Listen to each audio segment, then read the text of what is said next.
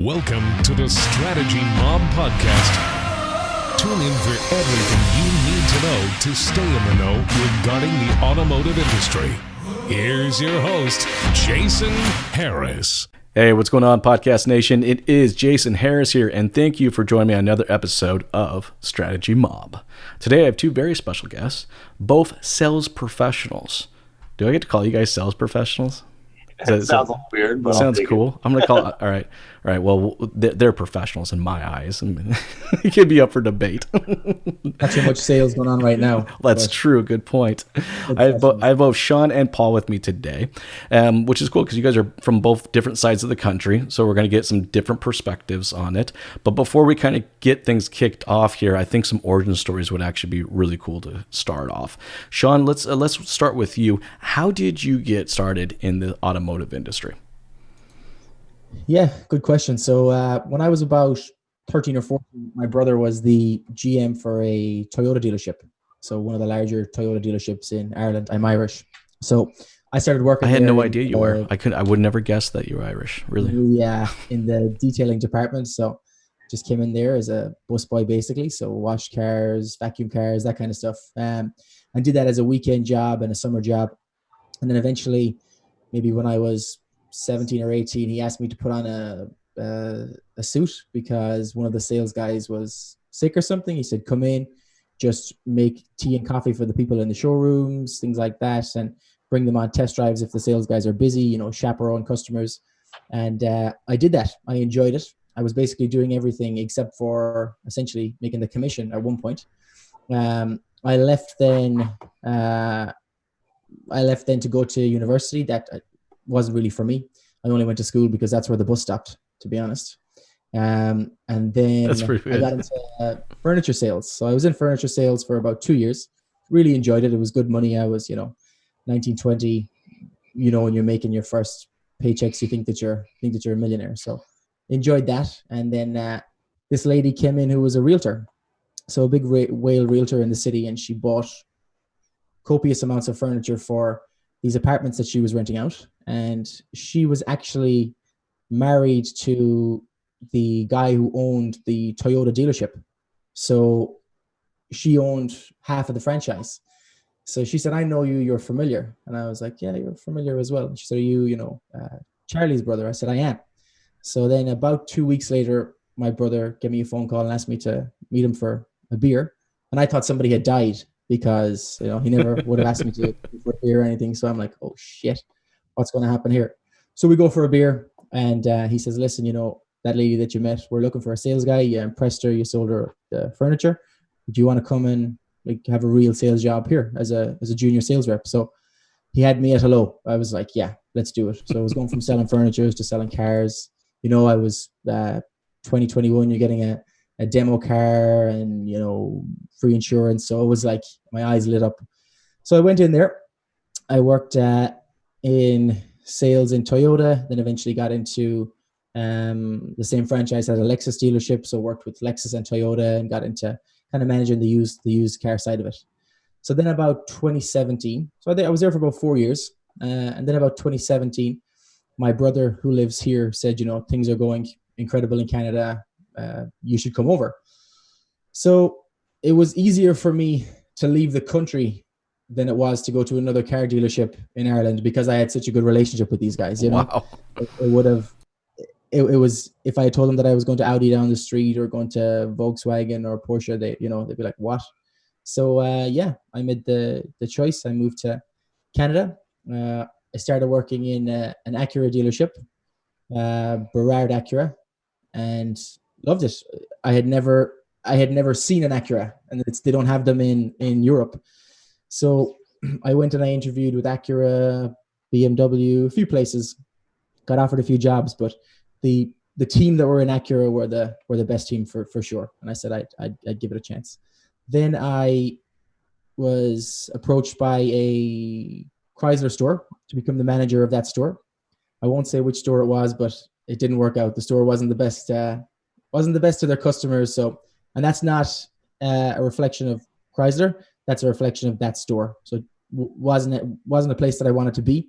The management in charge didn't have morals. Now I was the manager there, but the upper management, the morals weren't there. They didn't feel like treating their customers. So I left the automotive industry for about a month, and then a guy reached out to me on LinkedIn and asked me if I'd be interested in working in a dealership on Burrard and Forth.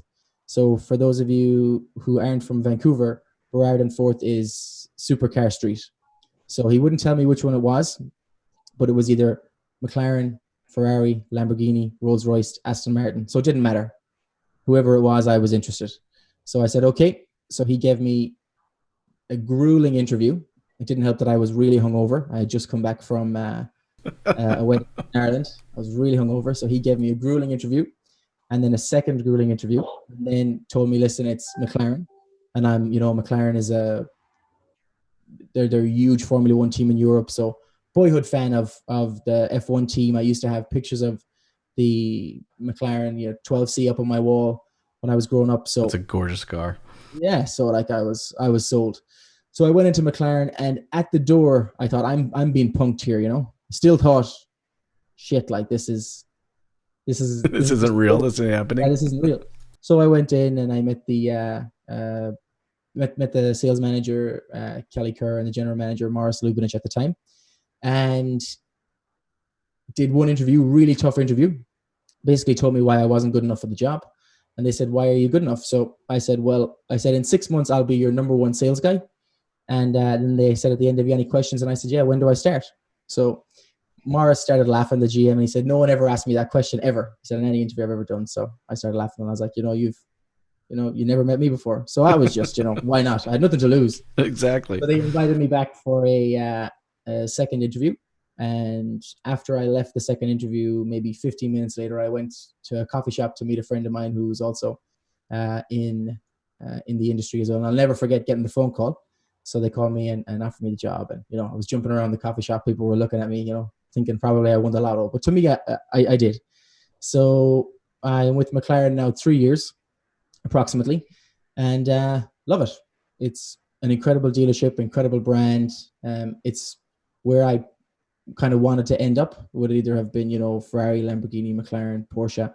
So that's where I wanted to end up. The automotive group is FAF. I think you guys know FAF over there time. So that's the only FAF presence is a FAF leasing office in our building, and McLaren, and just an incredible company to work for.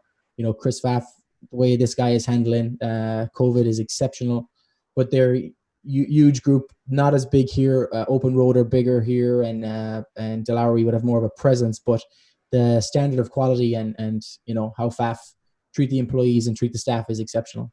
So yeah, I've loved it. I've experienced some incredible things, met some amazing people. I pinch myself, a lot of the time. Like I was driving down to the compound. The lot guys are not working at the moment, so you're looking at the lot guy here right now. And well, you know what? I think I wouldn't mind being a lot guy. Yeah. At the McLaren dealership, I think you can sign me up for that role. Yeah. I don't think I would have a beef with that. What's funny though? I think everybody's kind of journey into automotive, starts with something. It's always odd, right? You started with a beer in a pub. And yeah, I bet you Paul's probably wasn't far from that either. But let's hear it. The Dodgefather himself. How did you get started in this industry? Well, we went over this through our podcast, brother. But I was not like the typical one that was born or bred into it. Didn't really have anybody lead me towards it either. Just sales is sales. You know what you're good at, you find your knack. So had a maintenance commercial cleaning company and did the whole factory life. Did pretty much every job, right down to catching chickens, milking cows through my early teens and 20s, and started a maintenance company. Blew up pretty good there in my 20s. So about 10 years there, I was doing that, basically owner operator, small staff with that, but obviously just going customer to customer, trying to pitch yourself to why I'm a better contractor than the next. But yeah, after 10 years, 364 days a year working, I decided this is not the knack for me. So I blew my back out at the gym, coincidentally, and realized how much I depended on staff, and they were not there for me. So kind of needed to find another outlet. And I just happened to be shopping for a trailer at the time. And I was that guy that went literally lot to lot, bullshitting my way, saying I got this quote from this guy. Guy will hate. But no, I went lot to lot, basically met a bunch of different salesmen. And there's one guy that was down where I actually bought my trailer, even though it was a couple grand more. I really I had a good connection with this guy. He kept up on me. And there's always, one thing my parents always brought me up to in this world is you make money in this world two ways, your back or your brain. So I knew I was sick of doing it on my back. I blew my back out. So it's time to go towards the brain, right? So sales kind of I had the thought I wanted to be a salesman. I seen what this guy was doing with trailers. And I just basically one day was like, well, what am I going to sell? There's only one thing I want to sell. It's Mopar. It's what I know. It's what I love. I mean, so just happened to be scrolling through the Kijiji ads or something like that. And coincidentally, Woodstock Chrysler was looking for a sales rep, needed some Vic or something like that. I'm like, yeah, whatever. So called them up, and I was actually doing a sandblasting job too at the time. And I got called for the interview. So told them at the sandblasting place I had a family emergency, needed to go. Literally ran home, threw on a dress shirt, and it looked like I had mascara on because of the sandblasting dust. So that was a good icebreaker. Like, don't worry, that's a good one. I'm not going on the floor with mascara. This is just kind of what's happened at the time. But yeah, it was the finance manager. It was just really, Woodstock Chrysler was a really small dealership. Finance manager was also sales, which is rare to find. There was only 2 or 3 other sales rep. And the GM was also a sales rep. So small dealership. And Pat, the guy there, who's the GM, he started off as a detailer, worked his way up, and sat at the top of the throne there. So basically after shooting the shit with him for about a half hour, he goes, you know what, I see something in you. When can you get your Omvic? And again, I had no idea what this Omvic was. You can get it whenever. Just go online and buy it. Who knows whatever this thing is. But no, they took me on, said they'd see something in me, and he goes, you know what, buddy, I'll tell you this. You be with me a year, I guarantee you 6 figures. I had no idea there was no way you could make that kind of money in car sales. Like, not gonna lie, never even breathed in my whole life did I ever think. I didn't really have anybody in my life that was a car salesman, so never really had that connection there. But instantly fell in love with it, and here I sit 3.5 years later. That's awesome. The one thing I love about both of you guys is that, you both have such a huge passion, for cars in the industry, before you even kind of got into it. So it's like, now once you kind of got into the business, that passion just comes out and grows through what you guys do on a day-to-day basis. Guys, the first question I want to ask you guys today to kick things off is kind of what's your current norm? Like, I'm curious, like, what is it for you right now? I mean, Paul, I see that you're in the dealership, and Shaun, I'm not sure if you're able to work in the dealership as of yet. I'm not sure what it is out there, but Shaun, we'll actually start with you. What does the current norm look like for you right now, sir? So yeah, like everybody else, things are a little bit strange. Our dealership is open for appointments only. So for sales by appointment only. Service department is open, basically their standard hours Monday to Friday, and the sales has changed from Monday to Friday 9 to 5, but only by appointment. So for 2.5 days, we're like, expensive cars, so it's a small operation. There isn't a huge staff of sales guys. There's essentially 3 sales guys with 2 on duty at the moment. So we basically just come in, cover for 2.5 days, and then the other guy covers it. Oh, so you guys are rotating it through right now. That's cool. Yeah. Normally we would have, 3 guys and everybody sitting in the showroom and things are busy. And right now things would start to get really busy. So you'd sell the bulk of your cars when the sun is shining and you'd order your cars in spring.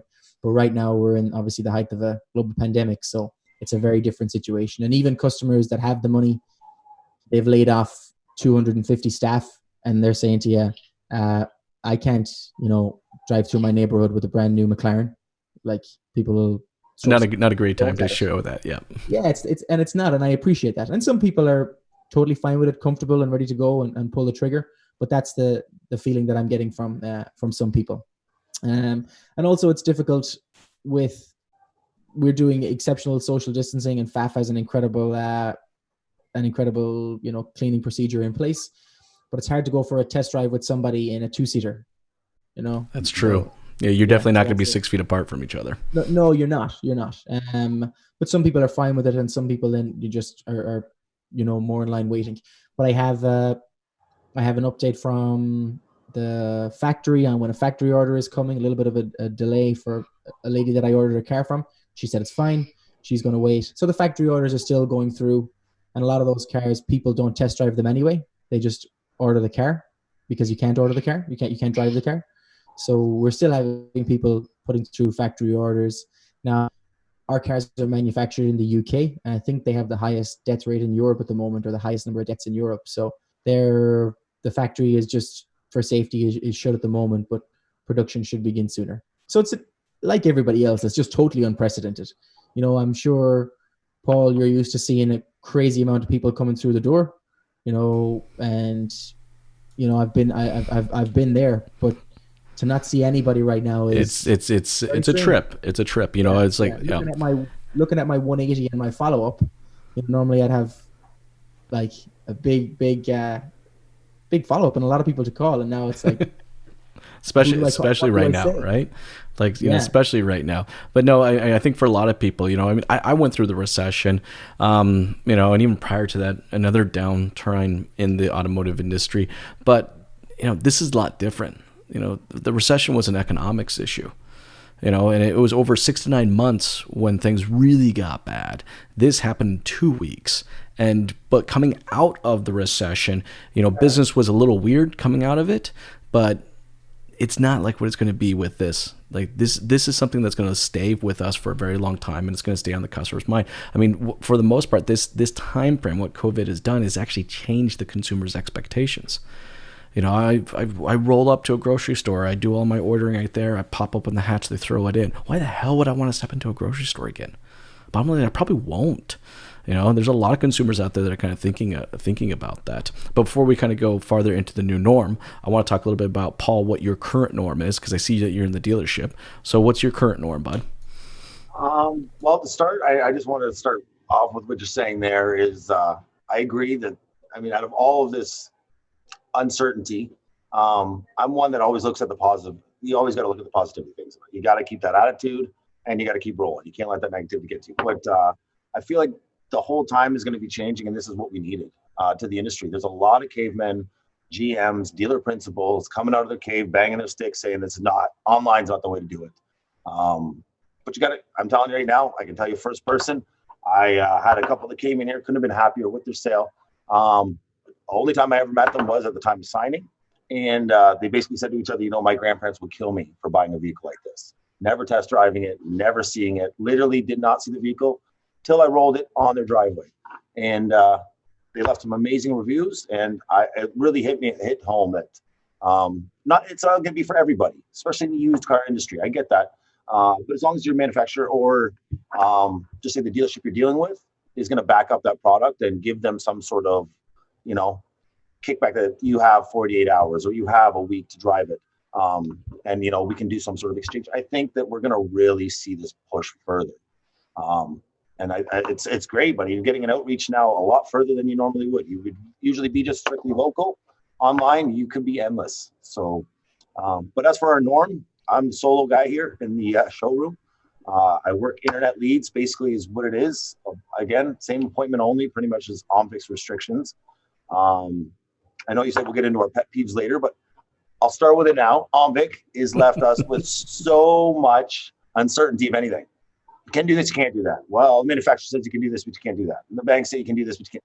There's so much miscommunication between all of them. It's so fine line tape. And then you hear about these cops going door to door pretending to be, Joe and Sherry that want to do a test drive and just trying to push to see how the dealerships are dealing with it. Is that not crazy? Like Shaun, did you hear about this? No. So we actually had this out here in Ontario where, we have the governing body OMVIC, and I'm pretty confident, by the way. The way I'm saying OMVIC is I'm confident, I think, between us, or I guess this is going public, I don't really give a crap. I think OMVIC's the one that actually tipped off the cops. But there's actually cops going around from dealership to dealership and actually checking to see if we're following procedures, and if we're not, they're getting fined. Shit, what is it? Something like $100,000 or something like that? Yeah, I heard the one that got up there in Toronto got hit. But great use of taxpayers' money, isn't it? Amazing. Yeah, fantastic. Yeah, phenomenal usage of taxpayers' money and time. It's just absolutely ridiculous. Yeah. Anyways, Paul, I'm with you on that one, but continue, dude. What's your current norm? Just working leads day by day, coming in, literally desking deals with with the skeleton crew we have, the GM and the dealer principal, and just trying to make the best of what we have. There's a couple of phase plan of slowly bringing people back. But as we all know, this industry's changed for good. There's going to be permanent damage to some, and we can sit there and beat on ourselves about it or march forward. But there's going to be a lot of jobs lost out of this. There's no question about that. Skeleton crews are going to be slowly built back up, but probably never to what they were again. And if they are, we're not talking for years, because if anything, it's opened up the eyes to the GMs and the dealer principals. They can function with half the resources and still have happy clients. And at the end of the day, we're all here to make that dollar. So I really feel that that's kind of where the push has been going. No, that's true. I mean, I think I'm with you there, Paul. I mean, I think how it's going to change the industry is our staffing. I mean, I think you're right. I mean, Shaun, I know that there's only a handful of people working at your dealership, but I mean, like an average size dealership employs between 60 to 90 people, and I think a lot of owners out there are going, do I need to continue to do business with that level of staff? I mean, for example, do I need 4 people to sell a car? Do I need the BDC person, the salesperson, the sales manager, and the F&I manager, all to process a singular transaction? So I agree with you, man. But I actually think that's, as bad as it might be for some people out there, I think it's actually going to be good for our industry. Because from a consumer's perspective, I don't think anybody wants to come in and deal with 4 different people. I mean, Shaun, at your location, I know typically with those types of brands, that's not normally the case, right? You probably walk them through more of there's not normally 4 people that are getting involved in the process, right? Well, basically, you have your salesperson who will present all of the cash options, finance, lease, and then they'll either close the deal or else basically finalize the deals, finalize the figures with the manager, but your customer wouldn't see the manager. The manager doesn't come down and sit at the table or anything. So you finalize the deal with your manager, and then you take the credit application. And we do have, because we have FAF leasing in hand, we let FAF leasing take care of the leasing side. But for handover, it's basically 2 people that the customer will see. Now, in Ireland, when I was in Europe, it's usually 1 person.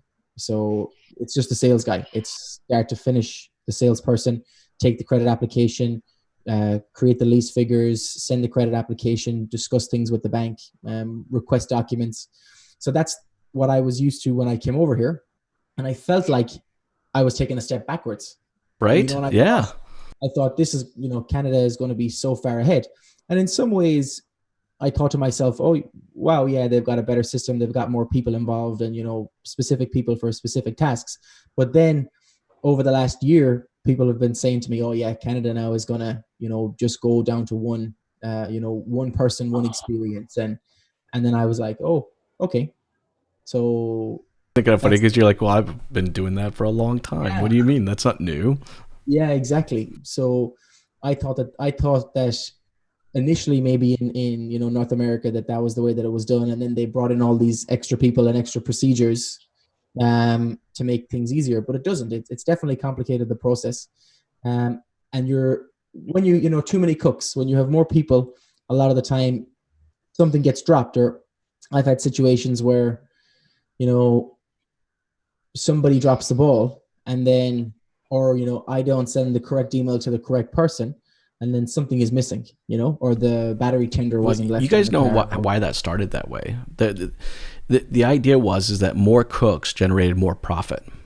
It's really what it was. That the more people kind of got involved into it, all right? So the idea is, you might have a BDC person, they'd set you up, bring you in, right? Then you have the salesperson do its kind of initial sell, right? Sales manager come in, get a bump. Did you guys ever get asked? That's really common in the States. I don't know how common it is here in Canada. Did you ever get asked to go back and get a bump? Oh yeah, of course, yeah. So you get the bump, right? And then the F&I manager would take another crack at it. So the ongoing thought was more cooks, more money. But to your point, Shaun, I don't think that's true at all. Like, I think the customer gets overwhelmed. All right, it takes 3 times longer now. There's a reason why buying a car, takes 3.5 hours, because you got to deal with 3 or 4 different people. It's so much longer. Exactly, right? When I was delivering cars in Europe, an hour. Here, it could be 4. Like 4 hours. That's crazy, isn't it? Insane. Time kills deals. We know this. Yeah. Yeah, it's intense, and I've never lost a deal. We'll say on like an hour handover, but on a 4 hour handover, people can have a meltdown. They're like, "Am I doing the right thing?" And a lot of time they get to think about a lot of stuff, but it's just like, it's like, give me the hell out of here. Yeah, you're not serving your food cold. Yeah, you come out, you serve it right out of the kitchen. That's how it should be. The industry. Yeah. It's actually a really good analogy. So, I mean, guys, really kind of question, like, is this actually new? You know, like, is the industry having to adapt to something new, or is really the industry's having to catch up to what the customer's expectations are? We know the internet's taken over a long time ago. Yeah. Like we know the customer wants to engage and, I guess kind of check off as many boxes to the process as they can before they come into the dealership. So that way their time is spent, appropriately. I don't just show up to my barber to get a haircut, and wait for 2 hours until I can sit in the chair. I schedule my appointment, make sure that my time is used properly so I get in, I get out. It's like, this is kind of no different than, customers wanting to do that. They're wanting to be more efficient with their time. And, in the past, we've defined what the process is. No, Mr. Customer. You might want to be efficient, but we have a 4-hour process. And if you want to buy a car from this dealership, that's the case. And I think it is because the social effects that COVID has now brought to our industry is that's not acceptable anymore. It's not acceptable that we require a customer to come into the dealership and spend 3 to 4 hours to buy a car from us. In fact, actually, in some cases, may not even be legal. Like, we'll see how things kind of play out, right? But actually, let's do that. That's actually the best segue into my next question for you guys is, how do you see the new norm kind of evolving, and what does it look like for you as a salesperson? Shaun, I'll start with you. So what I think is going to happen, non-essential customer facing or non-customer facing staff will not see the customer anymore. So finance offices will not see the customer. Salesperson will be responsible for getting all that information. So it will limit the amount of people that the customer sees, and it will expedite the time that it takes to get your car delivered. I think there'll be more people ordering cars sight unseen, especially elderly people. A Toyota is going to drive like a Toyota. A BMW is going to drive like a BMW. And usually it's not going to be that person's first car. And a lot of people do just like shopping for cars, and they come in and spend their time. But the fear aspect and the fear that the media are pumping into these people is going to prevent them from leaving their house. So you'll see more people putting their order in online, picking their color online. Maybe you drive a car outside their house to show them the color of the car. But it's not going to be somebody coming in, spending 2 hours on a Saturday or on a Sunday, talking to a sales guy, talking to a sales manager, talking to F&I, then going home, then coming back the next week to do it. They're going to have their research. I'm curious online. On your side of this, Shaun, like with, on the luxury side of the business, do you get a lot of that in the first place? I mean, it's not like people can just roll up and let me see the 12 different colors, of a McLaren that are currently available. So it's all very different. I have, we'll say pre-COVID, what a sale would look like for me, there would be a couple of different variants. Sometimes you'd have a customer who has, usually McLaren isn't your first supercar. It's a bespoke supercar, really. And it's very much for the guys who are in the know in the supercar scene. And it's a newer brand as well. Well, it's 70 years old, but newer on the street. So to give you an idea, we'd have customers who are very, very experienced. They'll come in, they'll test drive the car, they'll pick their color and buy the car. Some guys will want the car now, don't want to wait, and will take what you'll have in inventory, which will be obviously, a different selection. McLaren has something that you'll call MSO, which is McLaren Special Operations. So if you want, an orange roof with, pink wheels and black sides, it doesn't matter. Whatever it is, that car wouldn't look great. But whatever it is, McLaren will make it. So it will obviously increase the price and increase the timeline. But we do have vehicles ready to go. So it can be very, very bespoke, or it can be ready to go. Now, the timeline on ordering the car, there isn't many one-day deals. So you're having to think a lot ahead. When you're making that kind of purchase, it's I mean, I imagine there's the occasional, this weekend's a beautiful weekend. I think I'm going to go buy a McLaren. But our customers during the nice weekends, they're in Maui or they're on the island. That's a good point. They're not there. We're really busy Monday to Friday because those people are on their own timeline typically, and then if it's a long weekend or something, we could be dead. That's kind of funny. Isn't that kind of like the polar opposite to what you do with Paul? It's like it's the other way around. Monday and Fridays can be quiet, and then the weekends are crazy. Real quick though, Shaun, before I get over to you, Paul, how do you see that luxury buyer, that supercar luxury buyer changing? Do you see much change, in the future? Well, so if a guy is worth $50 million or he's worth $30 million, he's still going to buy what he wants to buy. Now, the secondhand market, I think, will suffer a little bit in our cars, as in the prices of the vehicles will go down more. That's what I think. That's what I envision will happen. I think factories, most of the supercars being produced in the world are being produced in Europe. Europe has been hit very hard. So the factory output is going to be very slow over the next 12 to 24 months. That's my opinion there. And I just think that it's going to be like other dealerships, social distancing, sterilization of the working area, and sterilization of the vehicles. So that's it. I don't have a crystal ball. I can't tell you what. Well, that makes sense because for your side, it's more of an economics thing. Yeah. If their business wasn't affected, they still have the net worth and they'll still buy the car. If their business was affected that much, then they won't. So and that makes sense, which is a little different, right? For like Paul, for yourself, where it's like more that type of form of transportation is a requirement. I got to get from home to work, so I have to buy something. Now, Paul, how do you kind of see the new norm playing out for yourself, man? Like in all honesty, the way I see it, just to put it out as easy to take in, is from what I hear the 80s were for car sales to what we have now. We're going to see another change like that again moving forward. We're going to be talking about the good old days of when we used to be able to shake a customer's hand and put them down beside us and work them down and get the numbers right. But it's the expectations of the customers that change. That's ideally where this whole move is going to shift everything. The whole idea of front door delivery. I've been doing that since I got in the game, just because I've been my whole slogan is long after your sale. After one of the Detroit trips we went up there, the one girl, the speaker there said, you got to be not a one night stand. And I don't know how many times I've used that line with my customers. I'm not a one night stand. I'm here long after the sale. But I've done 8-hour deliveries where you drive it out to Niagara Falls or wherever. But then, that guy met me with a 60-pounder of whiskey. I go drop it off now, and they're expecting it, right? It's just going to be the expectations of what they really want out of. That's true. The customer's expectations changed a lot. Exactly. You're just going to have to adjust with the ride of that. And I mean, slowly. I mean, internet. We knew where this was going. Jay, you and me both know. Social media, internet. That's the king of the industry, especially for any sort of used car market. Keeping the idea that customers don't have to go lot to lot anymore. They literally find the best price, or they find the vehicle they want. They know what they want well before they come in and see you. I just think this is going to really put this a lot more in the pavement and push it, that the customer is going to be well educated, the customer is going to be well informed, and he's going to have higher expectations than what he did have, say pre-COVID. That's pretty much where I see the difference. The whole 8 hours, for you to travel out there and go do that. Look, I think that is one thing that dealerships are going to have to think.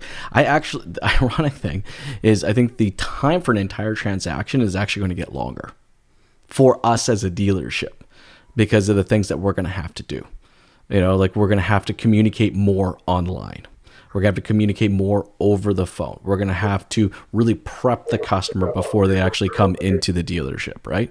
There's a lot of prep work that the dealership's going to have to do. And then to your point, Paul, there's a lot of after the sale work that we're going to do. I mean, I don't think the delivery, to your point, for a fair amount of people out there is going to be as simple as just, all right, I got the keys, when are you coming into the dealership to pick them up? And, here's the keys and have a nice day. Now, I mean, I mentioned, Shaun, a delivery doesn't look like that for you at all. On deliveries, Shaun, do you do mostly home deliveries? No. Most people will come into the dealership? Maybe done two home deliveries. I wouldn't like to drive the car myself when it's not my car. I guess that's when true. It's not the dealership's car and it's paid in full, I'd request the customer come in and collect it normally. You're talking about $500,000 car. I don't want to be responsible for that while it's in somebody else's name, even on a D plate. I'd prefer if the customer came in normally. But just for example, have you guys ordered a Starbucks recently? Oh yeah, that's a perfect example. Did you order it in advance? Did you ever think that you'd order every single thing you wanted from Starbucks over the phone, wait outside in a queue, then go and get your Starbucks? It just has to be like that because of people's expectations. We've had, if this happened in the 80s, which it happened in the 70s, and it was called, I think it was called the Hong Kong flu. Now, I'm not insulting anybody. That's what it was called at the time. And I think it killed 100,000 Americans in the 70s and 80s. But we didn't have social media. We didn't have, a globalized world like we do now. So we didn't know to shut down the world, and we didn't know, how to prevent these things from spreading. So I'm not as, I suppose, concerned about everybody catching this and dying, but the media make it that way. So as a result of that, it's going to all change to distancing. So you're going to order your car online. You might not ever see the car or ever see the sales guy until you're either collecting it or it gets to you. It could be like everything is going to have to go DocuSign now or digital sign. You're going to avoid a guy for 3 weeks buying your car and then come in and sit, a couple of feet across from him, or pick up a pen that somebody else held in the dealership a few minutes ago.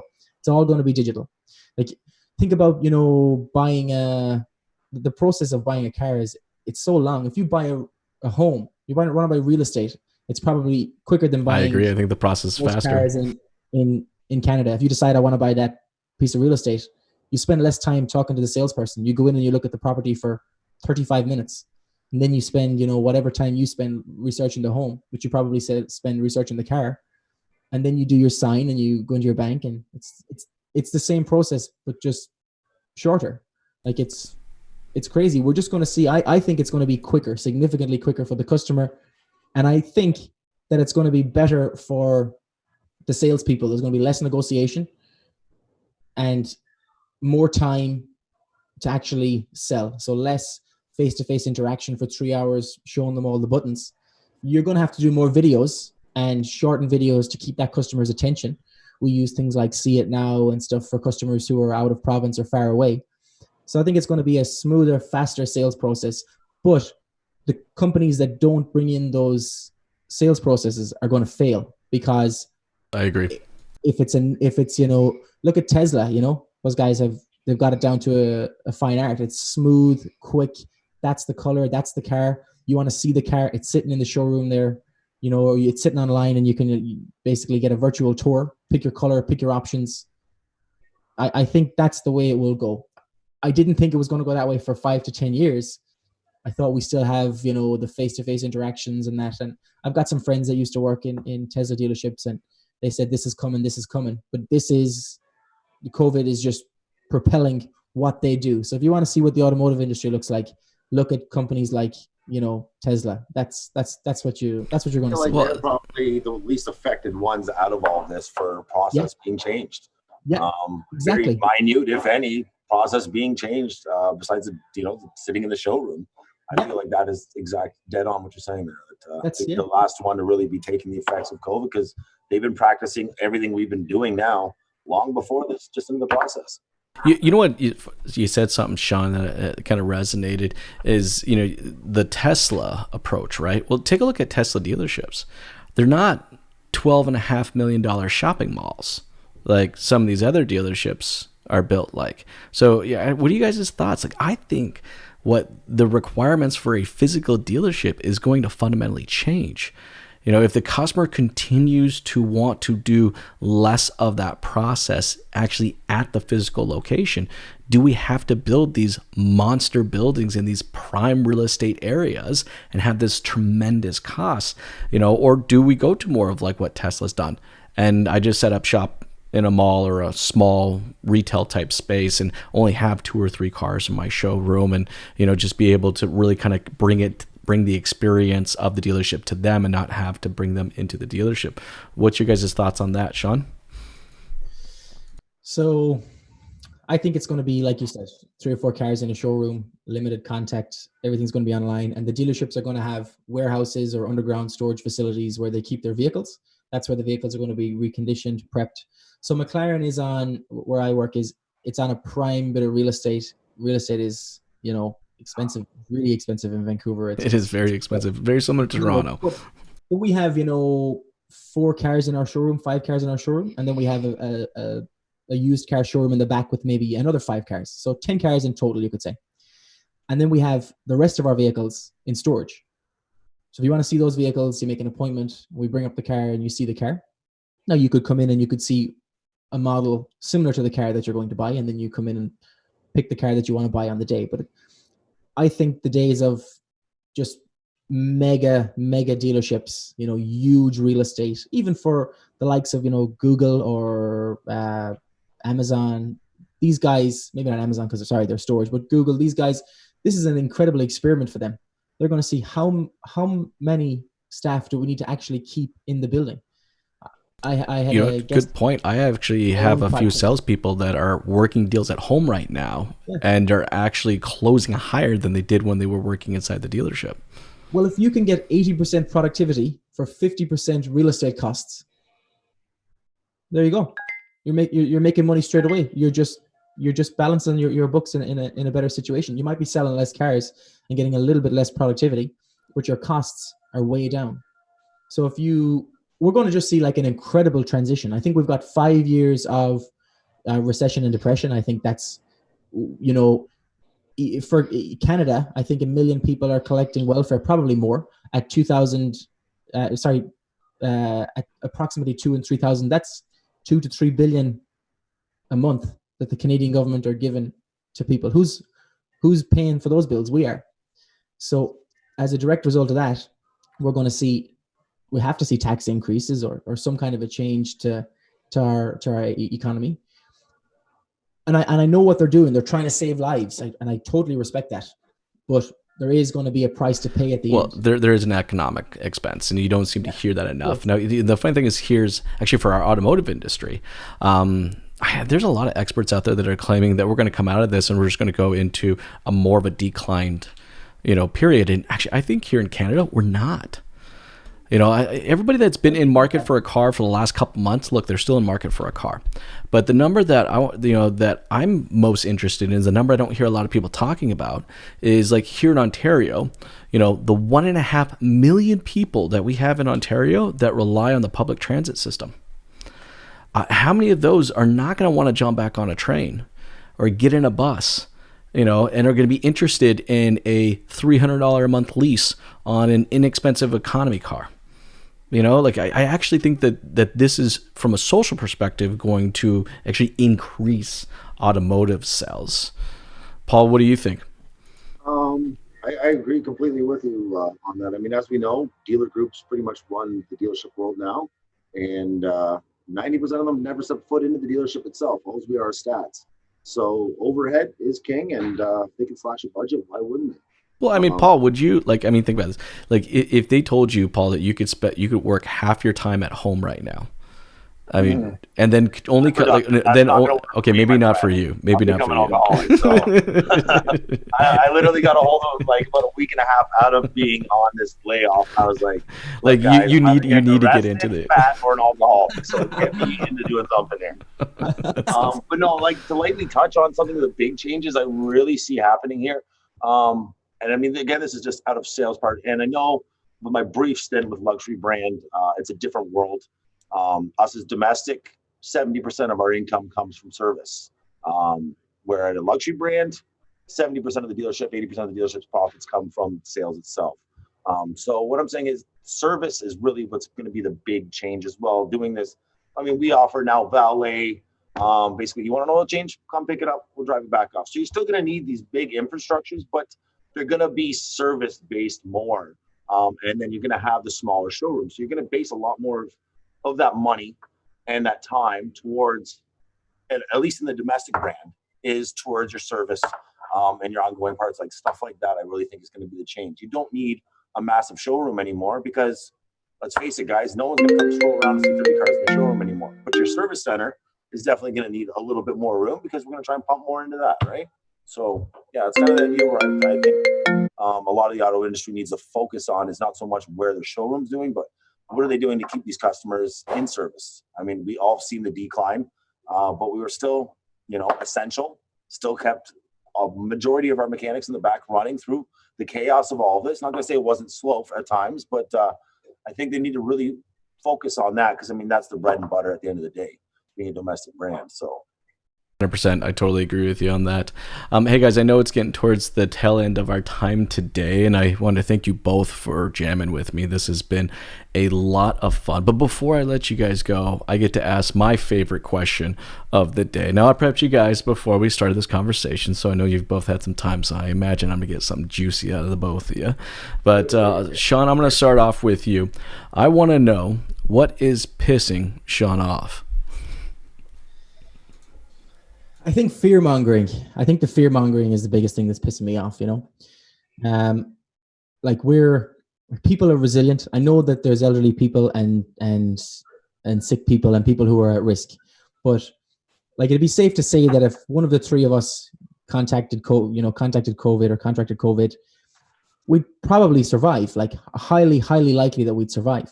And to lock down everybody, like if you look at what they've done in Sweden.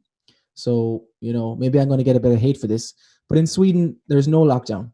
Their country is open. There is no lockdown.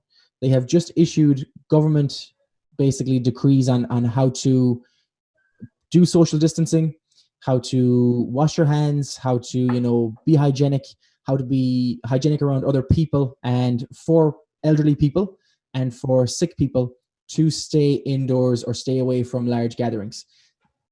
I'm like, Ireland has total lockdown. You can't go 2 kilometers from your house, and Ireland has a higher infection rate than Sweden. So it isn't everything. We've basically turned the Western world into like a draconian lockdown. We should have kept the economies moving and provided the CERB and the EI to the people who were in need, who needed it. And if you didn't want to work, and you are, having a mental breakdown, tell your employer, and your employer would let you go. But there are people right now who want to work, like there's a lot who want to work and who need to make money. Like, there are people who have businesses and have mortgages and either need to decide whether they're going to pay their mortgage payment or their lease for their business. And we're going to see a huge effect of those people. I'd like to know how many people are going to, commit suicide because of depression, because of debt, or how many kids are going to go to bed hungry, or, how many domestic abuse cases are there going to be, or divorce as well. If you get divorced now, you're going to get divorced anyway, eventually. That's true. But and maybe I'm wrong, and I'm not an economist, and I'm not. No. I look. This is so different. It's it's unprecedented, right? There's an economics effects. There is the social effects, and I think for a lot of people, there are going to be some mental effects that go along with this. I think everyone's coping the way that they can, and there's going to be huge variations of that. Well said. Thanks, Shaun. Hey, Paul, for yourself. All right. I know there's a lot of stuff that pisses the Dodgefather off. So just so you know, I only got so much time on this podcast. Okay, Paul? All right. We just do a whole podcast just for Paul's rants. But all right, man. What is pissing off Paul Long, the Dodgefather? Basically what I started off with, your brother, Omvic. They're fucking killing us. They are not letting us know anything at all. The restrictions, as you said, they're sending these cops out, seeing what the hell these dealerships are doing, fining us ridiculous amounts. And they haven't gotten in bed with the banks or our manufacturers to say, okay, guys, this is the set plan we have. It's killing me. We really have so many. I had an email come up the other day that was one of our guys in our dealer group that reached out to someone in Omvic. Okay, so Friday we got released. We can open our showrooms Monday. What are the details? What are the restrictions? What am I going to get fined for? And I'll tell you, it was a joke of an email reply back. It's basically like the whole idea, you can do this, but only if you do this, but you can do this. If they don't basically give us any direction. And it's been the toughest part through all of this, because I know Omvic is one of the hardest restrictions we have out of anybody in car sales. I know a lot of guys come down from Alberta and they go, this is a fucking joke compared to what we were rolling with before, the shit we got away with back there to Omvic. But no, get together and let's figure out a plan to make this all the same. We can't sit there and say, you can go on test drives, but you got to sit in the back seat. But if they don't want to have a back seat, then you can sit shotgun. If the customer doesn't want to, like, figure it out, guys. Put the restrictions out. And again, we work customer to customer. I had a customer come in, pretty much look like a hazmat suit.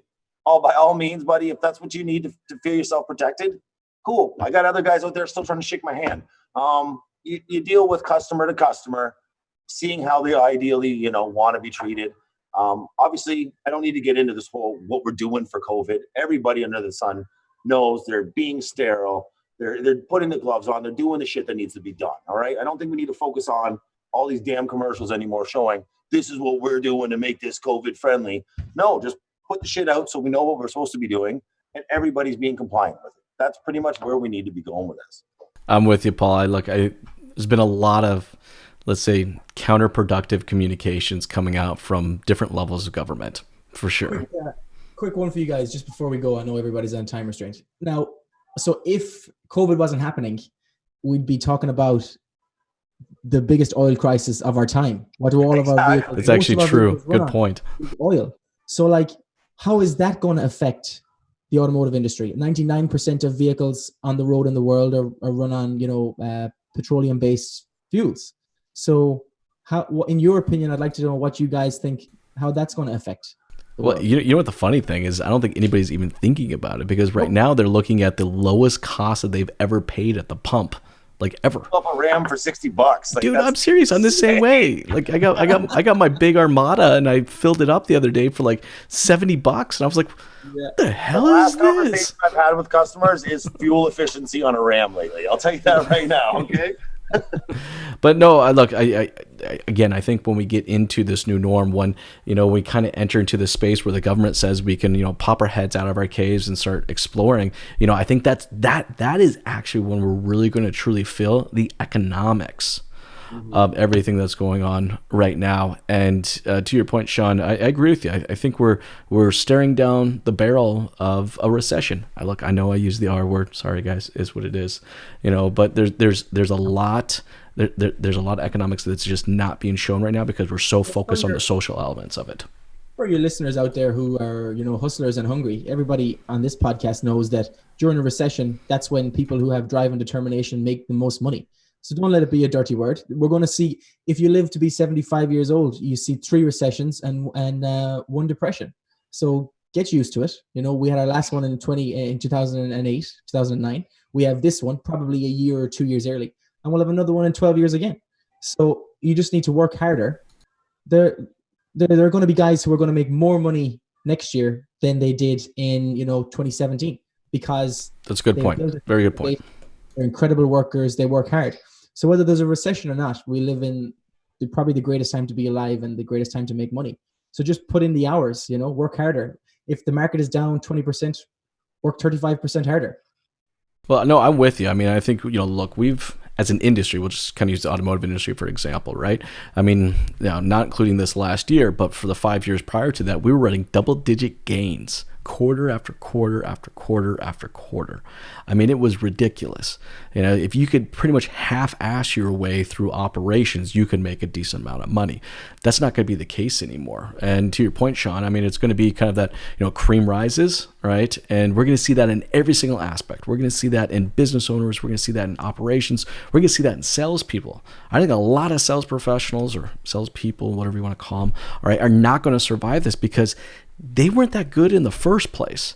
And now they're really going to have to step up their game. The week, my friend, that's just where this is going, right? As you know, the strong, the hustle, the people that are going to put in that everyday hustle are going to be the ones that, this is nothing new to us, but you just put in your hustle, put in the game, and keep going forward. That's it. Exactly, Paul, yeah. It's the ones that are going to adapt to the change quickly. Mm-hmm. And it's our tactics, our business. I mean, look, I just got done with a call this morning that went almost 2 hours long, and it was literally how we're going to reintroduce digital dealership solutions, which is the agency side.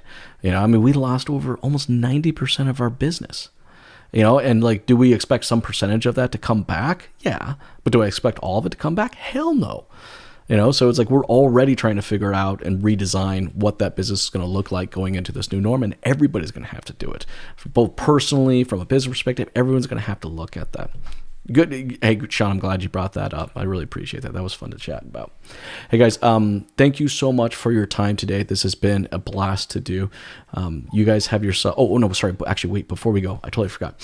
For everyone out there that's watching and listening right now and would love to connect with you and learn more about what you guys are up to, what's the best way to do so? Shaun, I'll start with you. LinkedIn, Shaun N, Donnellan, Instagram, Shaun_McLaren Van. Twitter, Shaun Donnellan, Facebook, Shaun Donnellan. Or join the conversation, guys. If I can help anybody in any way, or anybody has any questions and they want to chat about kind of what they think is happening, would love to talk.